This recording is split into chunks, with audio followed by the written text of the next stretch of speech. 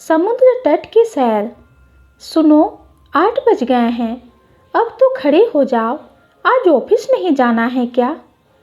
श्रीमती जी की मिश्री से मीठी आवाज़ सुनकर हम हड़बड़ाकर उठे।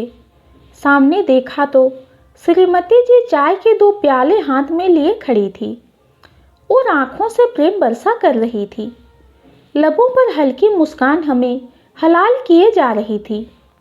जब सामने गुलाब जामुन हो और आदमी को डायबिटीज भी नहीं हो तो भला वो कब तक मन ललचाएगा, टूटकर नहीं पड़ेगा उस गुलाब जामुन पर। हम भी ऐसा ही करने वाले थे। पता नहीं इन औरतों को पतियों के दिमाग को पढ़ने की ट्रेनिंग कहाँ दी जाती है कि आदमी के दिमाग में कभी कोई विचार आता है उससे पहले ही इन औरतों को पता चल जाता है।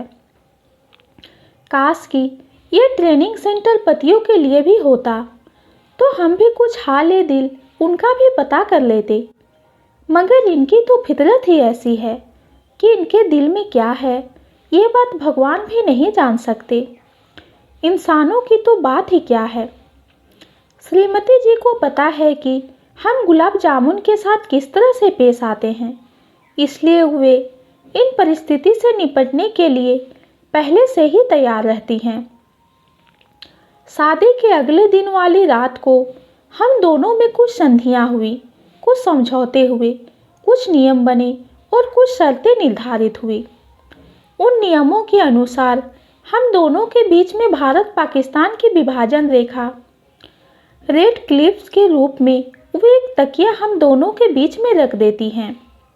हम दोनों में कुछ संधियाँ हुई हैं जिनके अनुसार वे पाकिस्तान की तरह कभी भी आक्रमण कर सकती हैं, सीमा रेखा पार कर आतंकवादी भेज सकती हैं। मगर हम भारत की तरह अपने वतन पर अडिग हैं कि चाहे पाकिस्तान कितने भी अतिक्रमण कर ले मगर भारत कभी भी बाउंड्री क्रॉस नहीं करेगा।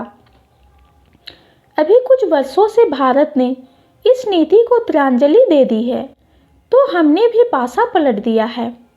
अब हम भी कभी कभी सर्जिकल स्ट्राइक और एयर स्ट्राइक कराते हैं। हालांकि उन्हें हमारे सर्जिकल स्ट्राइक से ऊपर आपत्ति हो जाती है, मगर उन्होंने कभी यूनाइटेड नेशनल में जाकर शिकायत नहीं की, वरना हमारी इज्जत का फालूदा बन जाता। हम लोग चाय मीठे किए बिना नहीं पीते हैं, मगर सामने गुलाब जामुन देखकर हम उसे मीठी करना भूल गए और चाय का सिप लेने के लिए जैसे ही कप होठों पर लगाने को हुए कि उन्होंने टोक दिया, बिना मीठी किए ही पी लोगे क्या?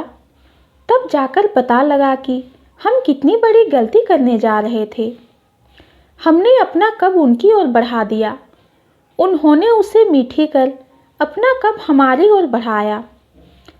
हमने उसमें से एक सिप के बजाय 2 सिप ले ली तो वे हिंचूक उठी, ज़्यादा मीठी कर दी ना, हमें डायबिटीज हो जाएगी ऐसे तो। हाँ नहीं तो क्या, आंखों से शिकायत करते हुए वे कहने लगी। Sorry sorry sorry. हम कान पकड़कर माफ़ी मांगने लगे।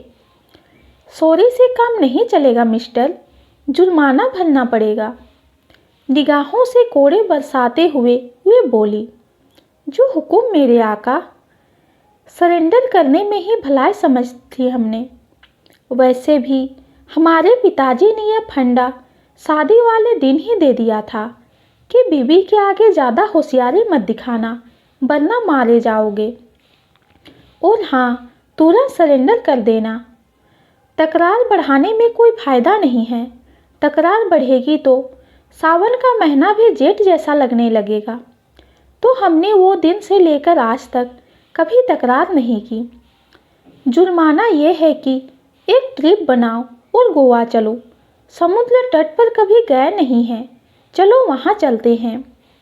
पिछले 2 सालों से कोरोना के कारण घर में ही कैद होकर रह गए हैं, इस बार प्लान करते हैं। उसके होठों पर मनमोहक मुस्कान विराजमान हो गई थी। खिलखिलाते चेहरे को देखकर हम तो धन्य हो जाते हैं जी। ऐसा लगता है कि जैसे दिन बन गया हो, मगर यहाँ तो फंसाने का पूरा इंतजाम कर लिया था। अभी थोड़ी माली हालत ठीक नहीं चल रही है और उस पर ये गोवा भ्रमण कार्यक्रम, कोर्ट में खाज वाली बात होने वाली थी। हमारे छठी इंद्रियां ने हमें सावधान कर दिया था। हम भी कलाकार पूरे हैं। बात घुमाते हुए कहने लगे, सच में समुद्र तट घूमने का मन कर रहा है आज तो, ज़रा इधर आओ ना। हमने हाथ के इशारे से उन्हें पास बुलाने की कोशिश की। वे शायद कुछ समझी नहीं, इसलिए प्रश्नवाचक निगाहों से हमें देखने लगी। अरे ऐसे मत देखो, हमें डर लगता है बाबा। मैं तो इतना ही कह रहा हूँ कि इधर आओ, मेरे पास बैठो। तुम्हारे इन सागर से गहरे नीली आँखों में डूबने उतरने का आनंद लेने दो ना। मैं जब भी ऐसी कोशिश करता हूँ तो तुम मुलेट मछली की तरह फिसलकर साफ साफ निकल जाती हो। तो ऐसा करते हैं कि आज यहीं पर बैठे बैठे समुद्र तट का आनंद लिया जाए। उस सबसे चिकनी मछली मुलेट को पकड़ने के लिए कांटा और दाने की व्यवस्था कर ली जाए। मेरे इस प्रस्ताव से वे बिदक गई, जैसे शादी की घोड़ी कभी कभी बिदक जाती है। मुझे बिदकी हुई घोड़ी की दुलतिलियों से बहुत डर लगता है। लगता है कि आज की रात हनुमान चालीसा पढ़ते पढ़ते ही गुजरेगी शायद। अगर सही सलामत रहे तो कल मिलते हैं फिर।